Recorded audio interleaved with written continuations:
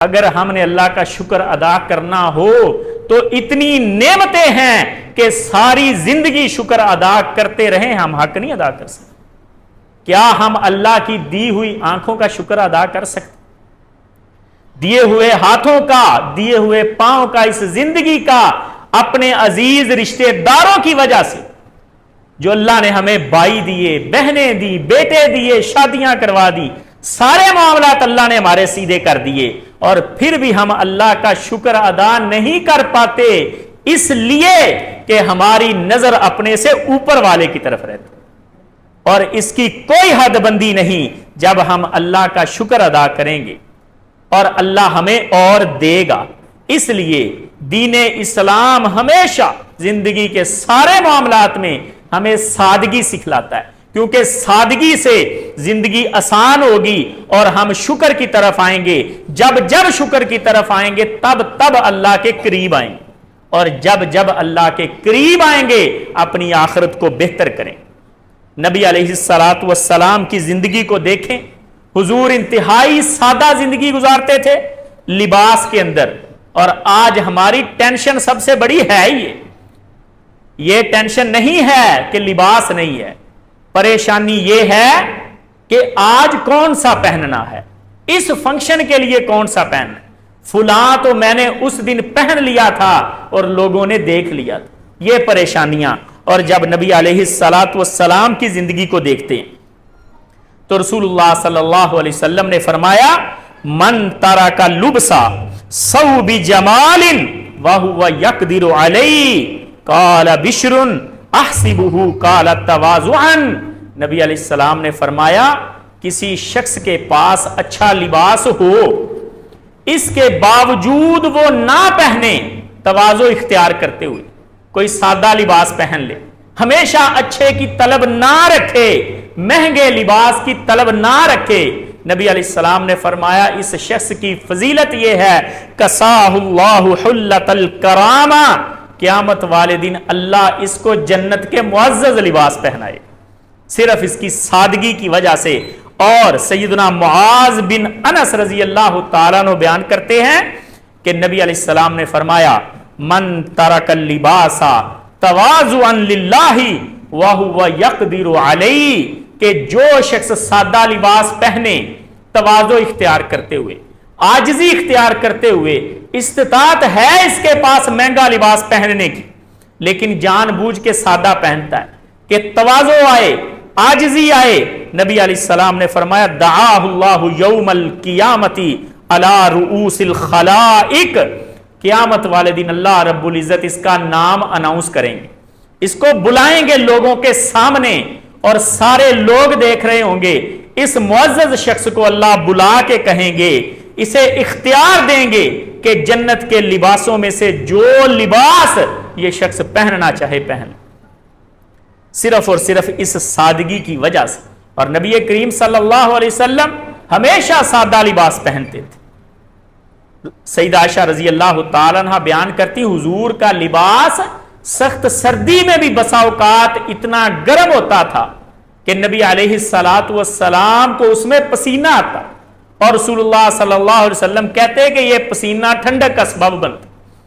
اور یہی طریقہ کار نبی علیہ السلام کے صحاب کا تھا۔ سیدنا عمر رضی اللہ تعالیٰ عنہ امیر المومنین، اور ان کے بارے میں حسن بصری رحمہ اللہ کہتے ہیں کہ خاطب الناس عمر بن الخطاب رحمہ اللہ، عمر بن خطاب اللہ اس پر رحم کرے، ایک دن لوگوں کو خطبہ دے رہے تھے، اور خطبہ دیتے ہوئے کہتے ہیں وہ اس وقت خلیفہ تھے، امیر المؤمنین، وقت کے حکمران، اور خطبہ دے رہے، وعلیہ ازار فیہ سنت عشرۃ رکا، کہتے ایسا لباس پہنا ہوا تھا جس میں 12 پیوند لگے ہوئے تھے، امیر المؤمنین خطبہ دے رہے ہیں اور پیوند لگے ہوئے ہیں لباس کو۔ اور ایک اور تابعی بیان کرتے ہیں، کہتے ہیں میں نے خود دیکھا سیدنا عمر رضی اللہ تعالیٰ عنہ کا وہ لباس، ایک دن بازار میں جا رہے اور سیدنا عمر رضی اللہ تعالیٰ عنہ کے لباس کو 14 پیوند لگے ہوئے، 14 ٹانکے، اور کہتے بعض جگہوں پہ تو صرف ٹانکا لگا ہوا تھا اور بعض جگہوں پہ گیپ اتنا زیادہ تھا کپڑے کے اندر کے وہاں چمڑے کا جوڑ لگایا ہوا تھا، جیسے پینچر لگاتے ہیں، چمڑے کا جوڑ لگا کے وہ جگہ کو مکمل کیا گیا تھا۔ یہ سیدنا عمر رضی اللہ تعالیٰ عنہ کی سادگی تھی۔ اور صائب بن یزید کہتے ہیں رحمہ اللہ، کہتے ہیں رأیت علی عمر بن الخطاب ازارا فی زمن الرمادہ، میں نے قحط سالی کے دور میں دیکھا کہ سیدنا عمر رضی اللہ تعالیٰ نے لباس پہنا جس کو 16 ٹانکے لگے ہوئے تھے، 16 پیوند لگے ہوئے تھے، یعنی مختلف واقعات سیدنا عمر رضی اللہ تعالیٰ، یہ کوئی ایک بار کا واقعہ نہیں ہے زندگی کا، اکثر ایسا سادہ لباس پہنتے تھے۔ تو کیا اس سادہ لباس کی وجہ سے حضرت عمر کی شان میں کوئی کمی ہوتی تھی؟ اور ہم جن کا کوئی مقام بھی نہیں ہے، ایک عام شہری، اور اس کے باوجود تکلفات کی آخری حدوں کو چھو رہے ہم۔ نبی علیہ الصلوۃ والسلام کے صحاب کا یہ طرز عمل نہیں تھا۔ سیدنا علی رضی اللہ تعالیٰ نے اتنی سادہ زندگی گزارتے۔ سیدنا علی رضی اللہ تعالیٰ عنہ نے 25 سال کی عمر میں جہاد شروع کر دیا تھا۔ غزوہ بدر جب ہوئی سیدنا علی کی عمر 25 سال تھی، اور اس میں 5 مشرکین مارے حضرت علی نے، اور غنیمتیں ملی۔ بدر، احد اور رسول اللہ صلی اللہ علیہ وسلم کی ساری زندگی، حضور کی زندگی میں صرف ایک جنگ ایسی ہے جس میں حضرت علی رضی اللہ تعالیٰ شامل نہیں ہو سکے، اور وہ بھی نبی علیہ السلام کے حکم پر۔ غزوہ تبوک میں حضور نے پیچھے چھوڑا کہ علی تم نے مدینے میں رکنا ہے۔ سیدنا علی رضی اللہ تعالیٰ پریشان ہو گئے، کہنے لگے اللہ کے رسول صلی اللہ علیہ وسلم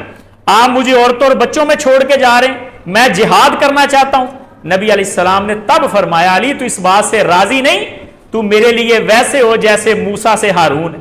یعنی موسیٰ علیہ السلام حضرت ہارون علیہ السلام کو اپنا نائب مقرر کر کے گئے تھے، میں تجھے مقرر کر کے جا رہا ہوں مدینہ میں۔ اور ساتھ ہی فرما دیا غیر انہ لا نبی بعدی، لیکن ایک فرق ہے کہ موسیٰ علیہ السلام نبی تھے اور میرے بعد کوئی نبی نہیں ہے، تجھے نبوت نہیں ملے۔ اور سیدنا علی رضی اللہ تعالیٰ عنہ اتنے جنگجو، غنیمتیں بھی ملتی تھی، اچھی زندگی گزار سکتے تھے مال و دولت کے اعتبار سے، لیکن انتہائی سادہ زندگی اس دور میں بھی جب سیدنا حسن اور حسین رضی اللہ تعالیٰ عنہما ایک اچھا لائف سٹائل گزار رہے تھے، لیکن وہ الگ اپنے گھروں میں، اور حضرت علی رضی اللہ تعالیٰ عنہ اپنے گھر میں ایک سادہ زندگی گزار۔ نبی علیہ الصلوۃ والسلام نے خود سادہ زندگی گزاری۔ رسول اللہ صلی اللہ علیہ وسلم کے سارے گھروں کے اندر چارپائیاں موجود نہیں تھی۔ صحابہ کہتے بعض گھروں میں چارپائیاں ہیں اور بعض میں نیچے بستر لگے ہوئے زمین پر، اور حضور کے بعض گھروں میں چارپائیوں کے اوپر ڈالنے کے لیے کپڑے تھے، اور بعض گھروں میں کھجور کے پتے ڈالے ہوئے۔ اتنی سادہ زندگی، گھر میں آتے پوچھتے کچھ کھانے کے لیے ہے، اگر مل جاتا تو کھا لیتے، اللہ کا شکر کرتے، اگر نہ ہوتا تو کہتے ٹھیک ہے پھر آج میں روزہ رکھ لیتا۔ یہ نبی علیہ الصلوۃ والسلام کی سادگی، اور ہم پڑے ہیں تکلفات میں، لباس میں سادگی ہو، اٹھنے بیٹھنے میں سادگی ہو۔ نبی علیہ الصلوۃ والسلام جب صحابہ کے درمیان بیٹھتے تھے کوئی خاص مسند نہیں لگتی تھی کہ دور سے آنے والا پہچان لے کہ ان میں سے نبی کون۔ ایک دن نبی علیہ الصلوۃ والسلام، سیدنا انس بیان کرتے ہیں، مسجد نبوی میں بیٹھے ہیں صحابہ کے ساتھ، ایک بندہ آیا، آ کے کہنے لگا ایکم محمد، تم میں سے محمد کون ہے صلی اللہ علیہ وسلم۔ لوگوں نے بتایا ھذا الرجل الابیض المتقی، یہ جو شخص سفید رنگ کا بیٹھا ہوا ہے یہ نبی ہے صلی اللہ علیہ وسلم۔ اس نے آ کے بات چیت شروع کی، آ کے کہنے لگا حضور میں آپ کے ساتھ کچھ سخت باتیں کرنے لگا ہوں، مجھے جواب دیجئے گا۔ نبی علیہ السلام نے فرمایا بتاؤ میں سن رہا ہوں۔ یعنی آنے والے کو بسا اوقات پوچھنا پڑتا تھا۔ اور جب سیدنا ابو بکر رضی اللہ تعالیٰ عنہ حضور کے ساتھ ہجرت کر کے آئے مدینہ، مسجد قباء کے قریب استقبال ہوا، سیدنا ابو بکر رضی اللہ تعالیٰ عنہ خود بیان کرتے ہیں، کہتے ہیں میں اور اللہ کے نبی صلی اللہ علیہ وسلم بیٹھے تھے، مجھے لگا کہ جیسے بعض لوگ مجھے سمجھ رہے ہیں کہ شاید یہ نبی ہے اور وہ میری طرف متوجہ ہیں۔ کہتے میں جلدی سے اٹھا اور میں نے اپنے کپڑے کے ساتھ حضور کے اوپر سایہ کر دیا کہ دھوپ نہ پڑے، تاکہ لوگوں کو پتہ چل جائے کہ یہ خادم ہے اور یہ مخدوم ہے۔ نبی علیہ الصلوۃ والسلام اتنی سادگی سے بیٹھتے تھے۔ اور عبداللہ ابن عباس رضی اللہ عنہما بیان کرتے ہیں، کہتے ہیں نبی علیہ الصلوۃ والسلام ایک دن گھر تھے، داخلہ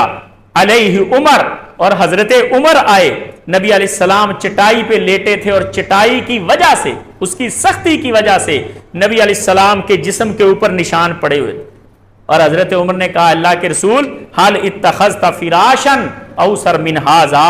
آپ کو یہ اچھا بستر بچھوا لیں اپنے لیے تاکہ یہ چٹائی آپ کو تکلیف نہ دے. نبی علیہ السلام نے فرمایا عمر مالی والی دنیا, میرا دنیا کے ساتھ کیا تعلق, مجھے دنیا کے ساتھ کیا لین دین. ما مثلی و مثل الدنیا الا کراکب سار فی یوم صائف, میری تو مثال ایسے ہی ہے دنیا کے ساتھ کہ سخت گرمی کے اندر کوئی بندہ مسافر سفر کر رہا ہو, راستے میں ایک درخت ملے, تھوڑی دیر اس کے نیچے آرام کر لے اور پھر آگے اپنے سفر کے لیے نکل جائے. میرے لیے دنیا سخت گرمی کے اندر یہ درخت کی مانند ہے, بس تھوڑے سے ٹائم کے لیے میں نے یہاں رکنا ہے, پھر آگے چلے جانا ہے. اور ہم نے سمجھ لیا ہے کہ شاید یہی سارا کچھ, اور یہاں ہی ہم نے اپنی شان و شوکت اختیار کرنی ہے. اور نبی علیہ الصلوۃ والسلام کو دیکھیں یا آپ کے اصحاب کی زندگی دیکھیں تو پتہ چلتا ہے کہ آمد و رفت میں, آنے جانے میں بھی انتہائی سادہ